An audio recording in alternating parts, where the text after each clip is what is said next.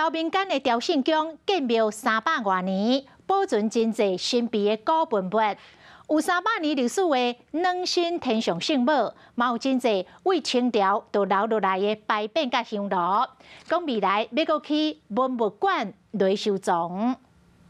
民间乡新街村的朝圣宫建筑到今已经有300年的历史，所以收藏的文物嘛真侪，嘛有真侪为清朝就留落来文物，迄摆开哦，画面有够壮观呢。之前我们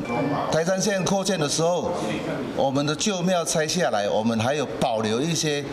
建材。 为着要来好好保存这文物，今麦南投文化局嘛请云林科技大学来做鉴定。我们在发现到说，我们朝圣宫里面有很多的古文物，所以说我们才去申请